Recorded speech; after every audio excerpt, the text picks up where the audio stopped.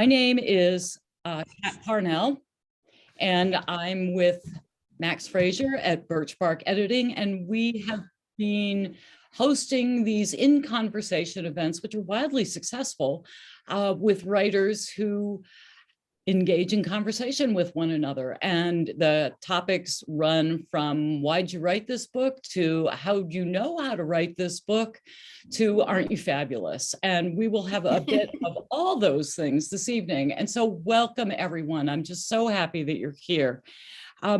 We do appreciate your support. As I said, we're Birch Bark Editing, and I ask you to please mute your mics because, as I said, we are recording. We are respectful of everyone's time. This event will end right at 8 o'clock.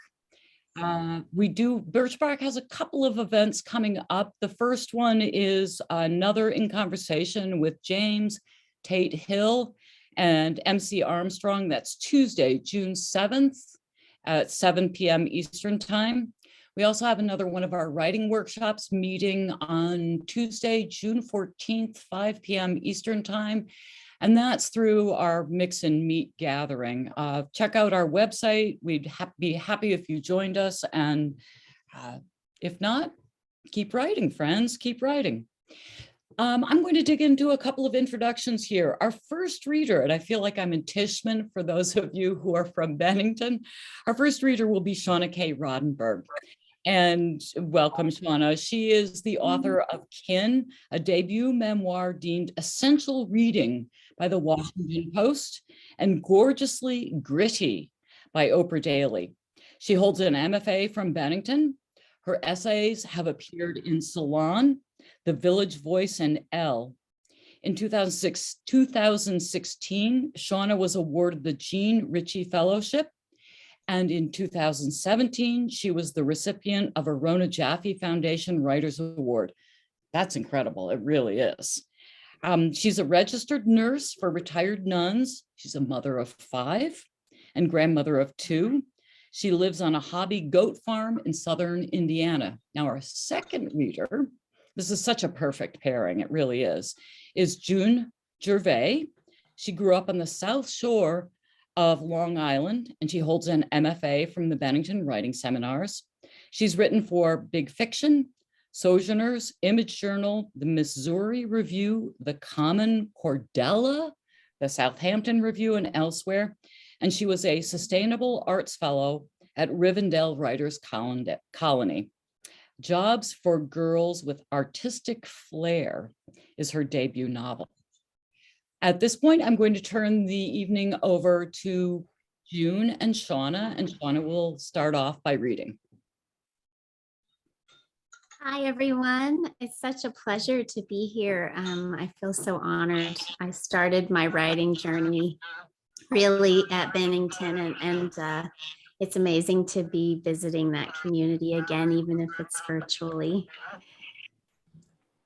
I'm going to read from the chapter of my book called Fletcher Hill, and it's sort of the center of the book. I think of it as the beating heart of the book because it's when we returned to the mountains of Eastern Kentucky, and I sort of found my family again. And I think the only things you need to know about the section I'm going to read is that my grandfather had passed away in the year that I'm talking about, and that I was an adolescent, and that he used to protect our trees from bugs and from the elements by painting a ring of white around the bottom of them. I think that's all you need to know for this section. Later that year, there was a flood, catastrophic enough to be on the evening news, though it didn't seem so to me at the time. Our house was safe, but the row houses downtown filled with muddy water, swirling with trash and debris that spilled over from the creek banks until most of Seco became a shallow lake, a moat around Fletcher Hill. Grandma warned us, mostly me, to stay out of the water. She said floods were more dangerous than they looked, and I obeyed her for a time, content to watch from the porches as the swollen creek rushed below, loud as a waterfall. I wondered where the packs of stray dogs were that argued with us on our graveyard walks and grapevine swings over the creek. I hoped they had somehow known, like Grandma said they would, to get to higher ground. She reminded me that there was already a body count and that some families would never recover from the flood. She asked me to imagine all the family photos and heirlooms that had washed away. She didn't want to hear me talk about stray dogs. She must have figured out that I was going to disobey and walk down to the water's edge, because she appeared out of nowhere and offered to come with me, placing her hand in mine. We did this often, holding hands and walking to the post office, the church, and Grandpa's grave in the cemetery at Whitaker next to his mother. The closer we got to the water's edge, churning and lapping at the base of the hill, the quieter she grew. She said she knew it made no difference to him now, but she didn't like to imagine him under all that water. Then she surprised me and said we would wade in just to see. She rolled up the legs of her slacks and carefully placed her tennis shoes on a stump where they wouldn't be washed away. I was wearing a skirt and I held it above the water until I grew bored of being careful and let the hem float around me. She said all the mean creatures in the creek, the granddaddy crawdads and giant snapping turtles and razor-mouthed catfish, were probably having a big time, swimming past our feet where we couldn't see them. I wondered if there were family heirlooms floating along beside them, treasures that had been preserved for years, even when it would have made more sense to hawk them to pay bills or fill a refrigerator with food. I wished I had a net I could cast for them and return them to all the people who'd lost them. She let me wait until I was finished, and we walked back up the hill, soggy and cold. I asked if she would make me a peanut butter milkshake, and she said she would, even though she thought it was too cold to drink a milkshake. Our hands still clasped, she pulled me along, faster than I wanted to go, her long legs taking the mountain in strides. Even then, I had so many memories of Grandma's strength.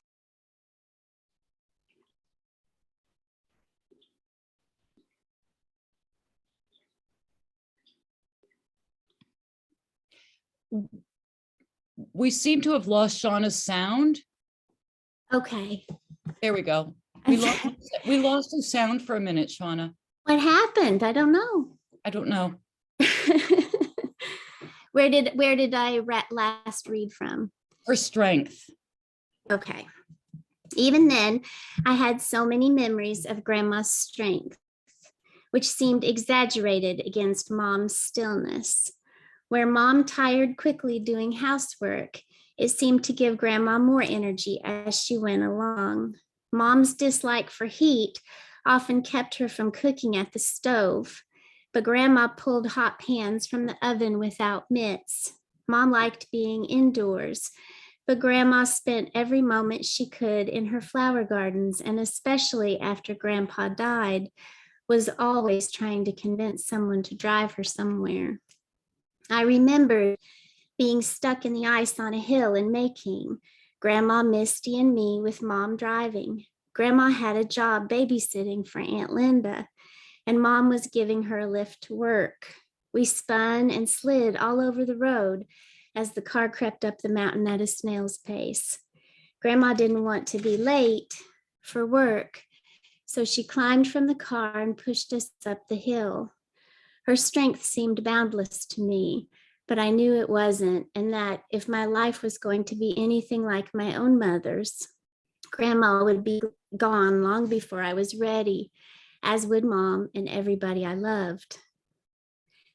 She slowed down when we were back in her yard and knelt to pull some weeds from a damp patch of flower bed. Above her, on the hill, I noticed that one of my favorite apple trees looked sickly, and realized there had been no late summer crop that year of the spicy thin-skinned yellow fruit. There was nothing but dead grass around the trunk where piles of the apples should have been browning and rotting, feeding the tree for the coming year. The white skirting that ringed the trunk was chipped and faded, and animals had gnawed bare patches in the bark, exposing the wood beneath to the elements and just in time for winter. Grandma said she guessed none of our trees would last long without Grandpa to care for them, and she was right about that too. I'll stop there and turn it over to June, who's going to read for us. Thank you so much, Shawna. I love your memoir. I love it so much. And that is the first time I've had the pleasure of hearing you read it in your voice, and I could listen to you all night. Oh, thank you. What a beautiful book it is. Thank you. And Kat and Max, thank you for having us. What an honor. So nice to be here. So my book, and by the way, Shawna, I have your book with me right here, just because. So I'm going to read from my novel, which I also have here. This is just a galley. I don't even have real copies yet, but it is Jobs for Girls with Artistic Flair. And it's the story of a young woman it starts in 1985. Her name is Gina Mully, and she grows up in a Long Island town, rather like the towns that I grew up in, which are like, not the fancy part of Long Island. So she sort of has found belonging at her brother Dominic's tattoo shop. It's her older brother. She always feels like a misfit. She's socially anxious. She is awkward. She feels like a weirdo. But at her brother's tattoo shop, she's always felt at home, and she's kind of artsy. So she decides on her 18th birthday that she wants to become a tattoo artist at his shop. He flatly refuses her because women really did not tattoo back then. Like, you wouldn't know that from looking at reality shows and Instagram now, but women were very rare in the field up until the 90s. So the scene that I'm going to read you, it's not the first scene in the book, but it's early on. And her brother does not want her to enter this field. He's like, you're not going to make it. You should get a job doing, he makes her a list basically. And the title of the list is Jobs for Girls with Artistic Flair, like floral designer, candy maker, but she really wants to. So he decides he's going to give her a dose of reality, and they're going to get on the Long Island Railroad and go to the tattoo shop of the guy who kind of apprenticed and taught and mentored him, which is quite a bit rougher than his tattoo shop. So this is that's the scene I'm going to read you. Dominic's her brother. Gina is my character. The tattoo shop is called Pirate Paul's. So this is Paulie's shop. All right. They reached the station nearest Paulie's shop. It wasn't so different from the one they left behind in Blue Claw, which is their town. Long cement platform, shoddy little station house, garbage crushed against the chain link fence. A gaunt man nodded in the train shelter against the platform. At the bottom of the stairs, a pale woman in a ragged sweater gathered cans into a cart. As Gina passed, the woman raised her head and shouted, "You! I told you not to come around! You murder slut! You steal from me again!" Gina's shoulders tensed. "Friend of yours?" Dominic said.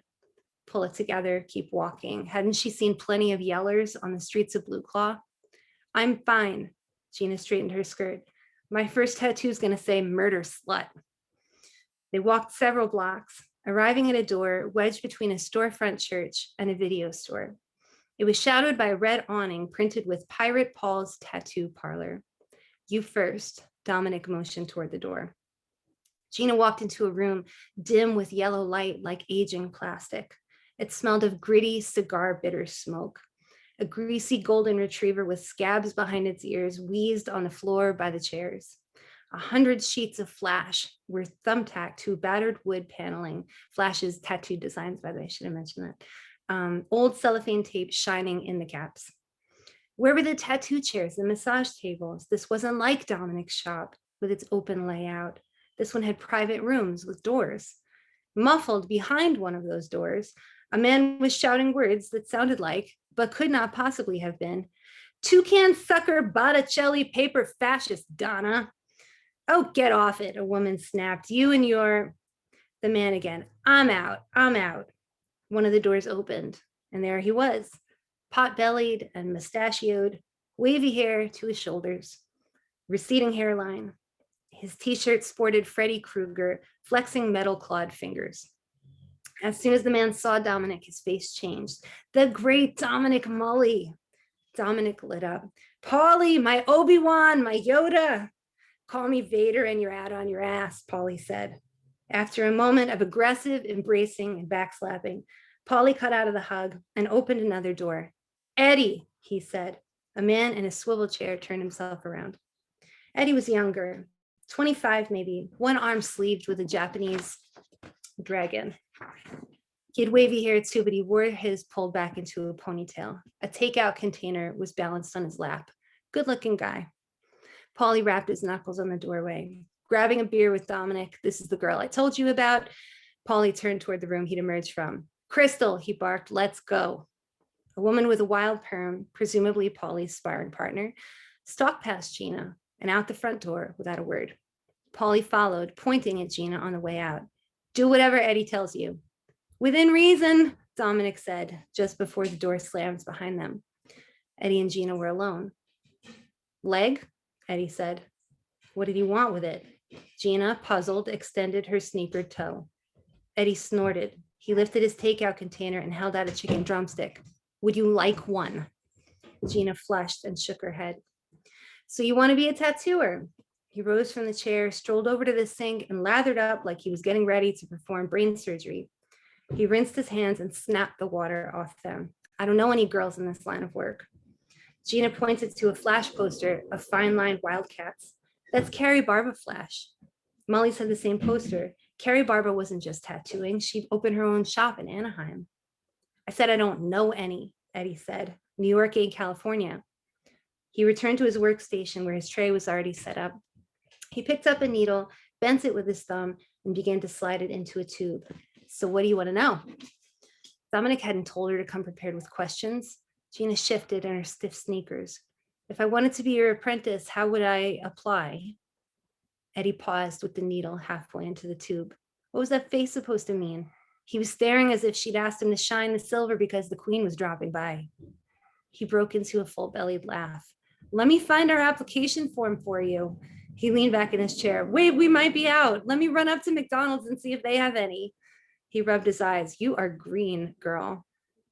Glow in the dark green, ugly fish green. Gina turned away and walked to the counter, out of his field of view, hating herself, hating Dominic. This trip wasn't meant to scare her out of tattooing. It was meant to humiliate her out of it. Eddie followed her. You got to toughen up and expect the comments. People will grind you down until you quit. He leaned his elbow against the counter. I mean, I'd be skeptical of a girl trying to tattoo. Like, look at your hand, look at my hand. He flexed his fingers. You just don't have the musculature. It's not your fault, it's nature. Machines are heavy. Some days you work for a 10-hour stretch. Can you handle that? Gina's breath was getting tighter, her torso fidgety. Her energy for this conversation was dwindling fast. She needed to get out. Or did she? She could crumble right now and walk away. Or she could rise to meet this day and this guy and this dive bar of a moment and all the ones to come. Watch. Gina stuck her palm out at Eddie, straight and flat, like a cop stalking traffic. Then she pulled the pencil out of her hair and using only one hand, snapped it in half. Eddie laughed again, more warmly this time. He held her gaze a little longer than she was used to, as if contemplating a puzzle.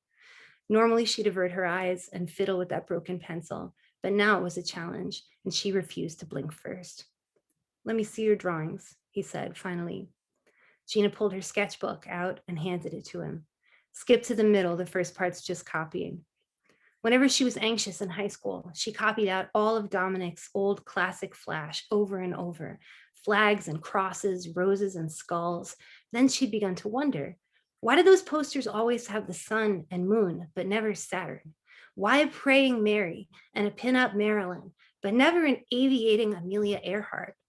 Gina had seen crosses in every style, from Gothic to gory crucifix to solid, simple black.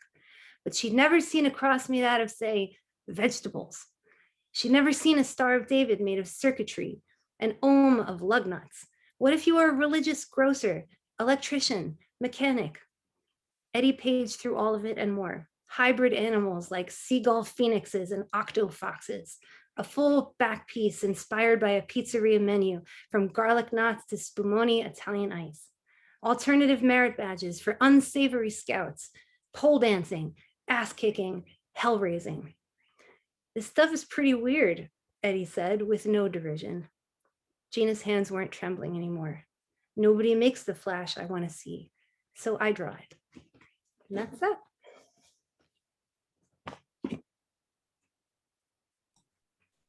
Okay, I had to unmute myself. That was so wonderful. Thank you, June, for reading that. I love that section.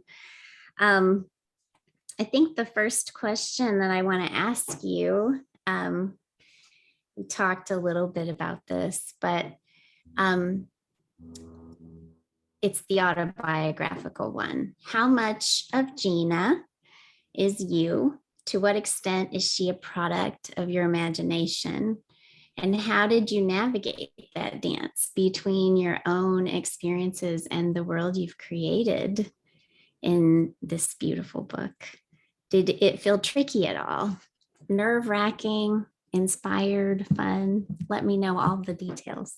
You packed 10 questions into that. That's the way I roll. That's the way I roll. I love it. I love it.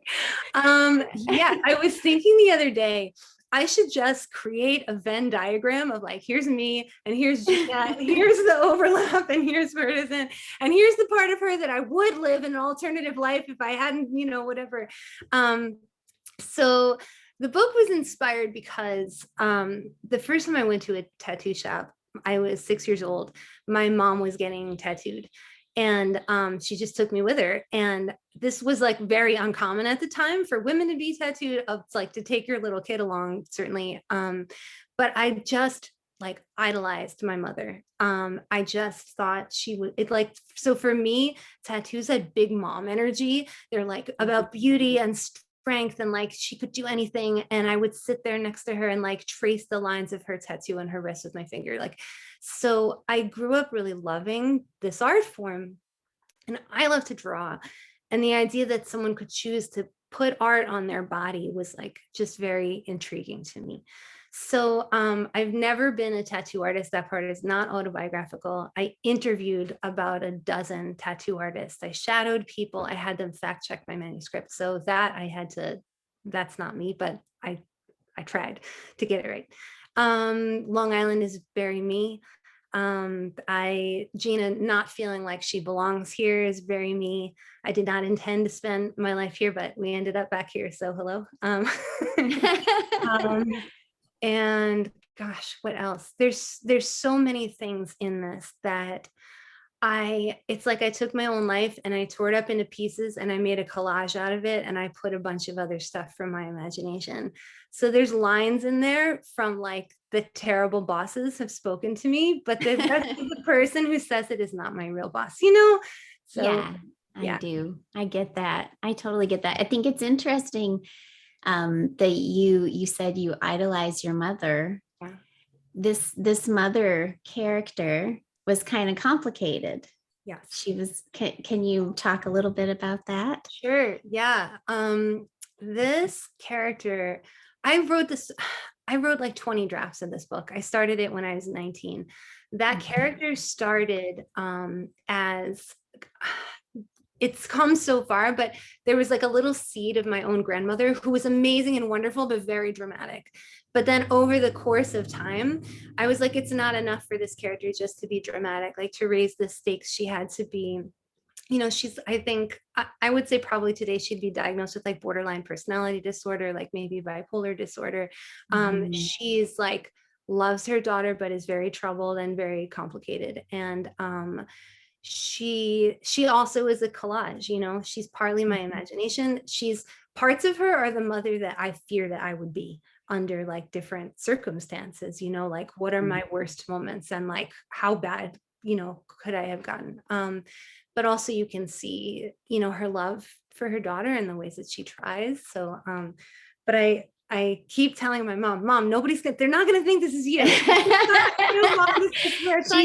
It's a stunning character. I mean, I love that character. It's beautifully developed, I think, really artfully done. So kudos to you for pulling that off, because we all know moms are hard to write. Man, yeah, they are. And they're hard to be, and they're hard to write. Yes. And I had tremendous compassion for her, Yeah, you know, because it is hard. It's hard to be a mom. it shows. This totally leads to one of my questions for you, because you also have a very complicated parent character in your book. The character of your dad, like my Stella mom character, does things in this book that some readers would find it very hard to forgive him for. And yet, you know, so like in another writer's hands, that could have been told in a vengeful way, or in a bitter way, or just in a very wounded way that was like, here's where I'm coming, here's what my experience was as a child. That was not how you created the character of your dad. Your love for him really comes through. His love for you comes through. Let's see if I can find it. There's actually a place that I marked in here. Forgive me for dog earing your book, but there were just some parts. Well, thank you. I'm flattered. There's a part, I'm not going to be able to find it, but that's okay. He has like, you know, hit you quite severely after what, you know, a lot of us would think is like a minor infraction, if it's an infraction at all. But then he, as you're falling asleep, puts on music that he knows you're going to love and is going to fall asleep. So it's like moments, including moments like that, I just wanted to hear about your writerly decision to how you were going to present your dad, why you wanted to do that, and also, you know, how did you craft that? Because you could have steered us all kinds of different ways, and you chose a way. So I just wanted to hear that. Well, that's a big question. I think, you know, like you, it took me a really long time to write this book. And I've been writing it, I think, even when I was writing my poetry, when I was studying poetry at Bennington, I think I was writing this book at that time. I didn't know it, but I was. I think for me, because of the way I was brought up and the culture that I come from, which is a specific subculture, American subculture, it's a lot easier for me to extend grace to people in my life than it is for me to extend that grace to myself. So for me, the real work of the book was about finding myself in the story and extending grace to myself. I didn't find it very challenging to do that for my family, because I adore them and always have and always will. It's not just my personality. It's like I was steeped in a culture where that was just drilled into me. And so it just comes very naturally to me to try to understand when a family member is being difficult, or, you know, that's an understatement, difficult, but to extend to extend grace to people in the way that I would like to have grace extended to me. And I hope that that I was able to accomplish that, you know, in the way that I wrote about all of my characters, because I feel like my family, and I think this is true of all families, and in reality, like, I don't mean to say this like this is just my own family's experience, but it's such a complicated little culture. You know, family is itself a culture, and so, you know, you kind of grow up in the sort of rules of that and the regulations of that, and then learning how to navigate finding your own self within that culture is really the hardest part for me, and the part that I struggled with in writing memoir. But it was easy for me to see my dad's side of things, my mom's side of things, in part because they were the kind of parents that were always really honest with me about what they'd been through. Yeah. And so I think that helped a lot. Like there wasn't a lot of secrecy about the things that they'd experienced. There was an open conversation about it all the time. Yeah. Wow. I have another question in a little bit about about you writing yourself and speaking to yourself in the book, but it occurs to me, for people who are tuning into this and don't know your memoir, could you give us like the nutshell synopsis? Because I want people to buy your book so bad. So could you tell them what it is that they should go and buy? Oh, well, thank you. It's basically the first 20 years of my life.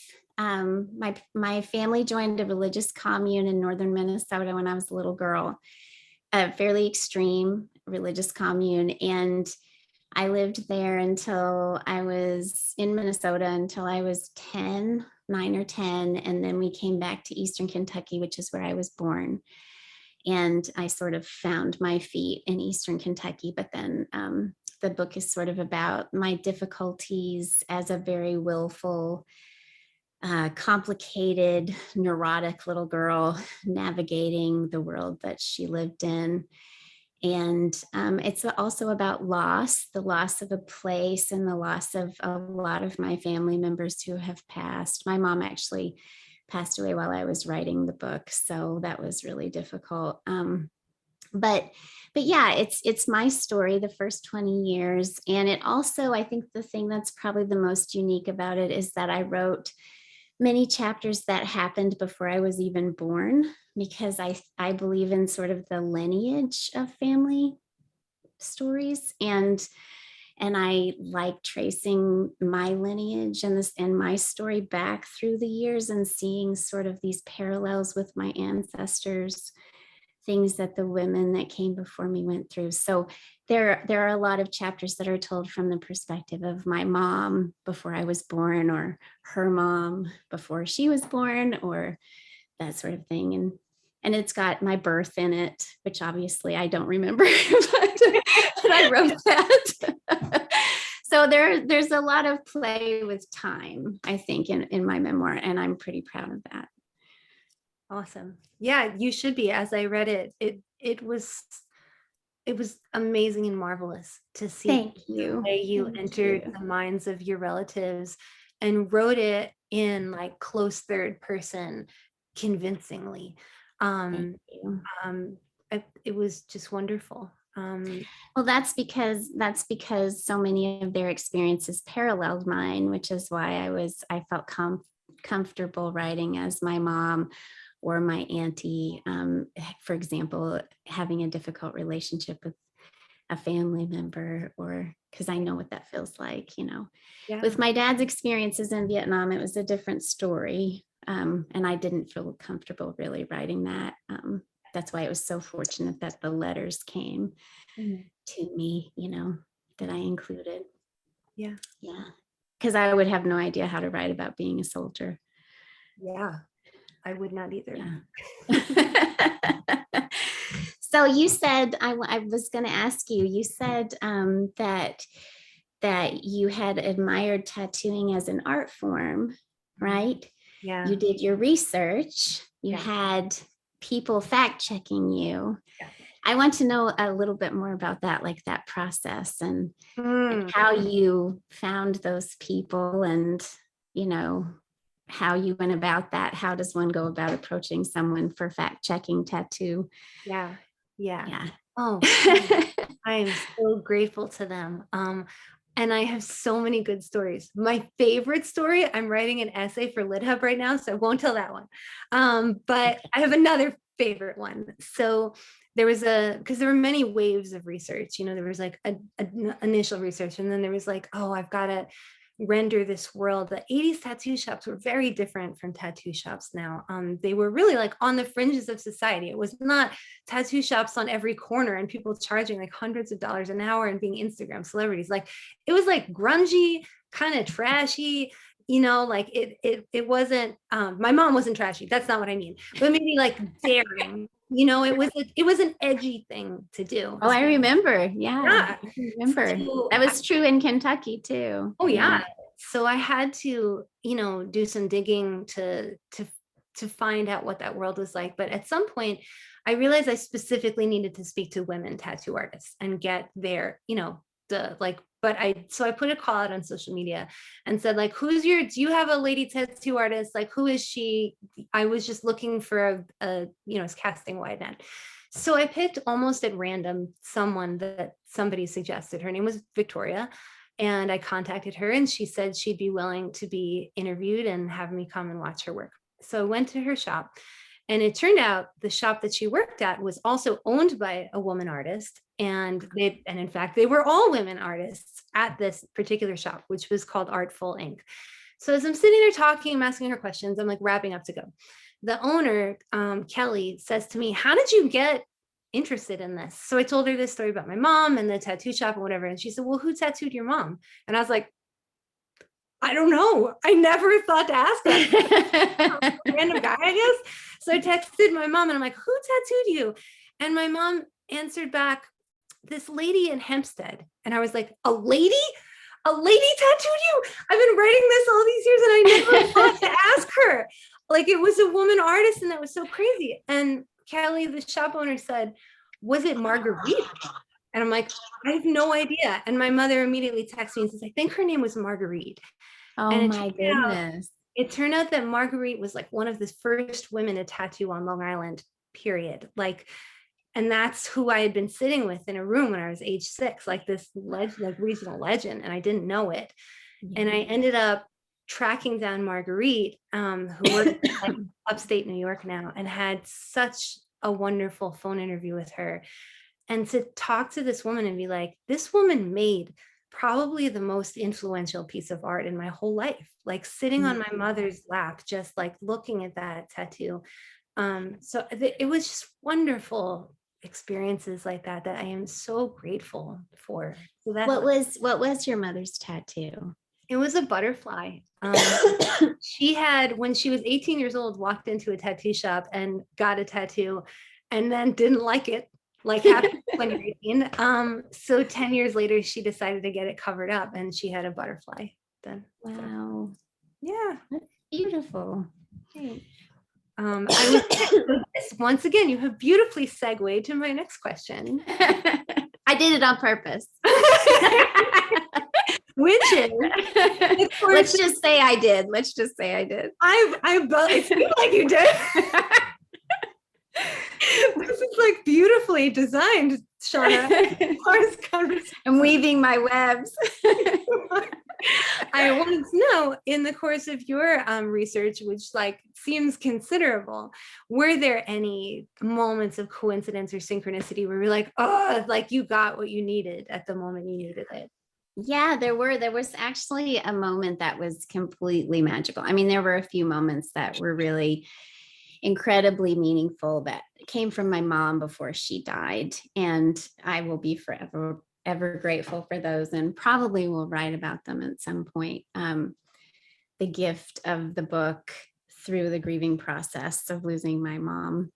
But probably the best story came with the letters that I included of my dad's time in Vietnam, because I was in such a state about how to write that, because the first part of the book, which sort of takes place, where my story is taking place in Minnesota.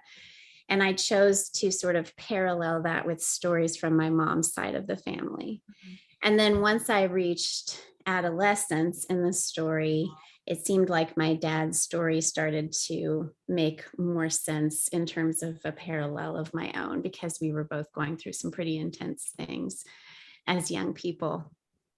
But a huge part of his story is that he served in Vietnam when he was still a teenager, and he had never been outside of Eastern Kentucky and was, on the other side of the world fighting this war.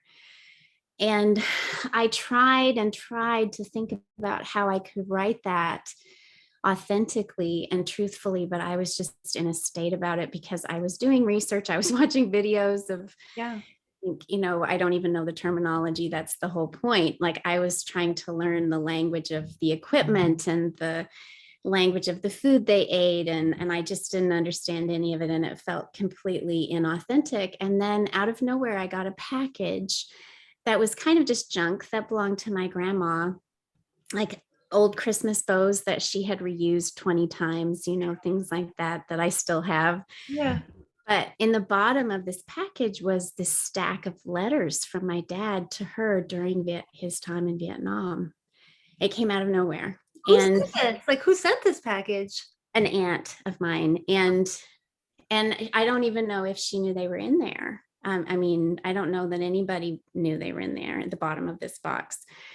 And they were not dated. They were a mess. They were all out of order. It took me 6 months to go through them and read them for context clues and put together a narrative that made sense. And then my editor and I decided to cut them in half because we could only include so many of them. But it really felt providential, you know, that it came at such, I mean, I was just in a state, I thought, how am I going to write about being a soldier? I don't know anything about that. You know, I know about being a rebellious young hillbilly. I know there are things I know how to write. I do not know how to write being a soldier. So it really felt like a gift from my grandma specifically, because it was she who had saved the letters, you know.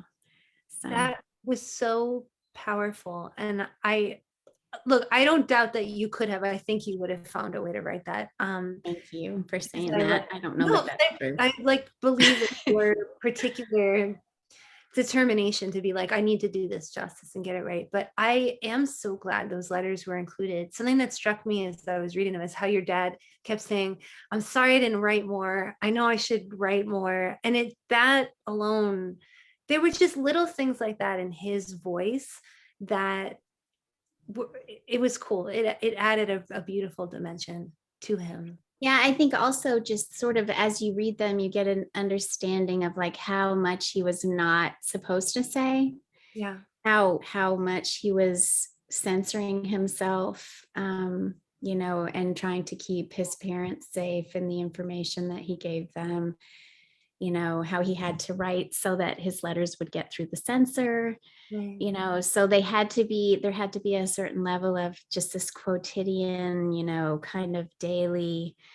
But I think there's like a subtext there that's just incredibly heartbreaking. And then of course you see his development as a young man, because in the beginning of his time there, you know, he's saying kind of nasty things about the people that are there because he's young and he hasn't had much experience. And by the end of the letters, you know, he's fully embraced the humanity of all the people around him. And so you get the sense of like how profoundly the war has affected him. Yeah. Yeah. So I'm going to jump in here because we do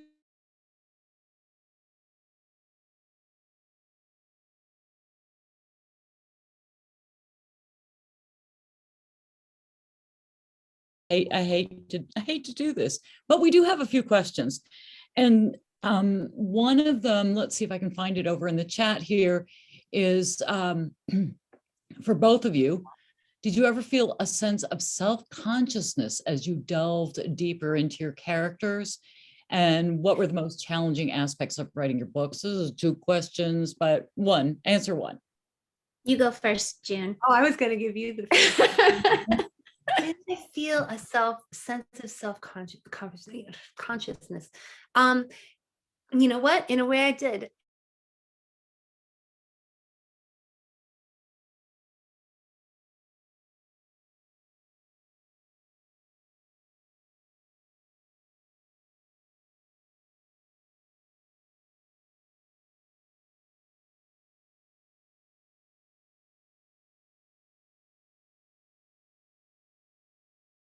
Emotionally vulnerable, and I got there eventually. But that was challenging. I don't know why, but it was. So Shawna, I give it to you. Well, yeah, I would say self-conscious is sort of how I feel all the time as a writer. You know, I feel like that's kind of the, you know, that and anxiety are sort of the guiding emotions of my writing. Anxiety? I know nothing about this. Like if there's something that brings me to the computer against my will, kicking and screaming, it's just to settle myself down, you know, and of course, in that process, you know, you reveal to the reader what a mess you are, because if you're being honest, then it's going to come through, because we're all humans and we're all, I think, in our own way, messy. So, I think I just am sort of used to that feeling of kind of, a little bit of imposter syndrome too, especially because of my background, and, a sense of why would anyone want to know what's going on with me, and I really have to push. I've had people tell me multiple times that I write chinoir, not memoir, because I leave the me out of it. That's a joke that's been made to me a couple times. I would so much rather write about other people,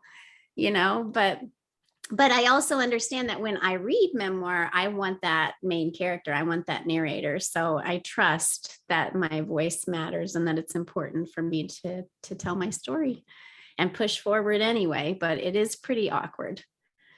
I'm so glad you did. I am too. Likewise.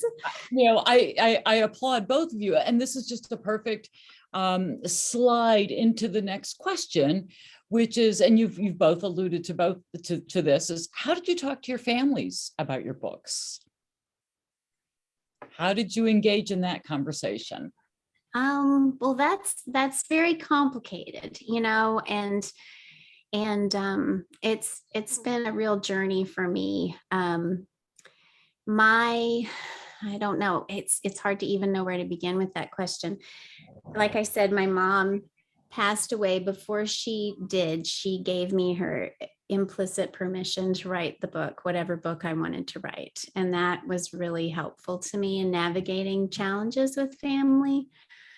There are people who have disagreed with my versions of things, and that is always hard, but it's also just the way I think that memory works. And I'm not even saying that their versions are incorrect, or that mine are incorrect, just that different people have different experiences of the same time. I think there's that saying that everybody, even within a family, has a different set of parents.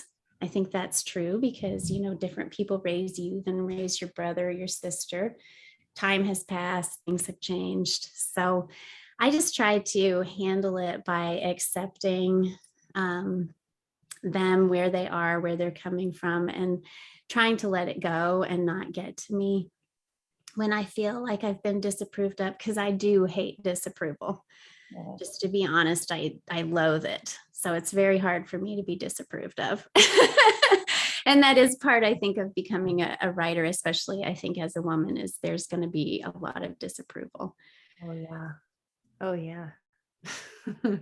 For sure. I feel that fear of disapproval hardcore. I think for me, it was less complicated regarding my family, because there's the same way there's no one character in the book who is straightforwardly autobiographically me. Like there's pieces of me in almost every character. It's the same thing. I think I took pieces of people in my family. I just took pieces of all over people in my life and kind of cobbled them together. I don't have a brother 10 years older than me like Gina does, but I had people who were big brother figures to me. And I'm more curious what they will think if they pick up the book. But, fortunately with my family, I'm such a collage artist about novel writing that it really was not super complicated with my family. That's good. I'm glad. So we have time for two more questions, and I'm just going to throw them out there. The first one is and this is something that writers always wrestle with. How did you know which moment, which scene, which story would anchor the book? Shawna, do you want to go? Just throw me under the bus. Oh, I'll do it. Whatever you like. Well, I think I had to kind of learn this form on the fly because I studied poetry at Bennington. And it was my mentor, Mark Wunderlich, who pushed me to write the memoir and said that I needed to for the sake of my poems, because there was too much story in my poems. So, and he was right. So, you know, I did not have the impulse to write a memoir, and I kind of had to figure it out as I went. I trusted him, his intuition, and it worked out for the best, but I definitely felt like I was kind of learning on the fly. And Ben Anastas helped me as well with the very first chapters of the story. But I think the way that I sort of anchored it is that I had this sort of intuitive sense of the pieces that had to be in it. And I didn't really understand how I was going to structure it. I didn't know I was going to include all of this historical kind of ancestral background. I didn't have a great overarching theme or a plan for it. But I did have a sense of like these formative moments in my story that I visit again and again and again in my writing, in my poems. Like I knew those were the stories I had to tell. So they were sort of like these milestones, or I don't know how to say it, but they were sort of scattered along the journey of the book. And I could kind of string this story between, you know, but it was multiple anchors. Obviously the death of my grandfather, because he was such a huge character in my life. Things like that. You know, my failure at college was huge. I knew I was going to have to write about that. So, you know, there were moments that I knew about, but I didn't have a kind of a vision for the whole thing when I started.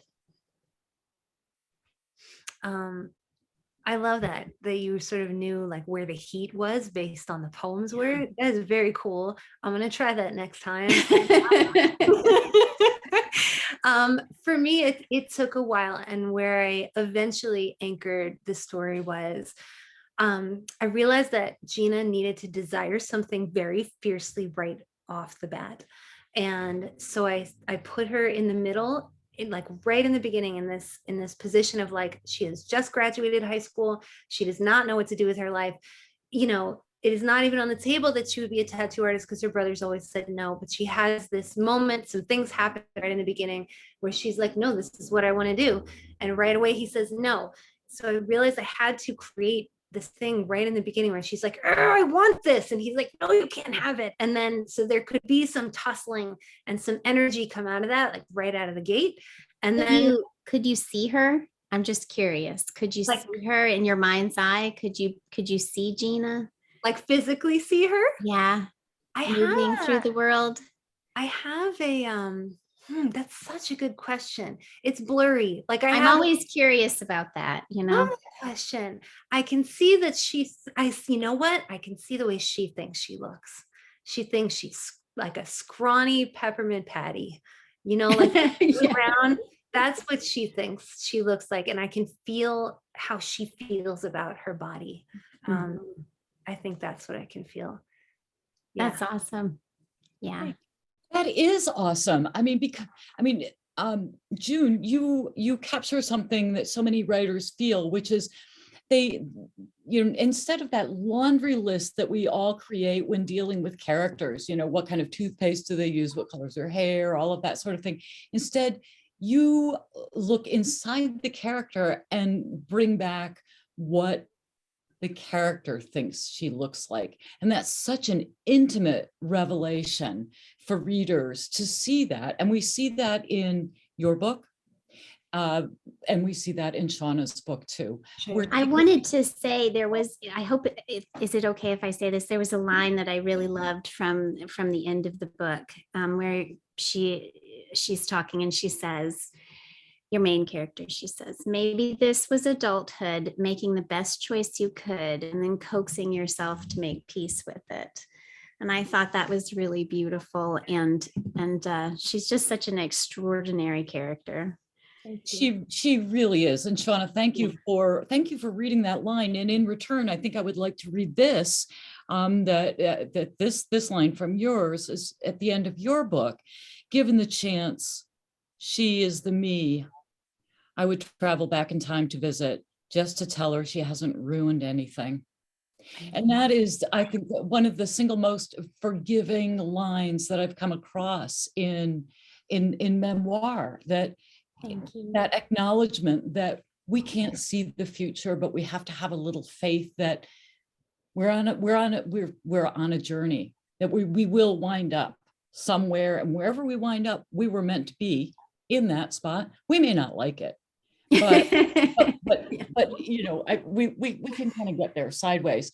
I do want to end this event by with a quote from June's novel, which I just thought was so perfect. And I would swear up and down if I could, but it's something that Gina says. She says, "No one's above cleaning toilets. It's part of being human." Amen. It is. And you know, these two books will tell you what it is like to be human, to be female, to try to find yourself in the world. Shawna's book is out in paperback this summer. Buy it. June's book is out in June. On the first day of summer. On the first day of summer. That's the 21st. That's the 21st. Yes, I got that right. Good. I know my seasons, sort of. I want to thank both of you for sharing your wisdom with us and your gifts. And carry on. Thank you, everyone, for attending this evening. And we hope to see you at our next Birch Bark event. Buy the books. Thanks, guys. It was wonderful. Yeah. Thank you, June. Loved everything. Thank you. Beautiful.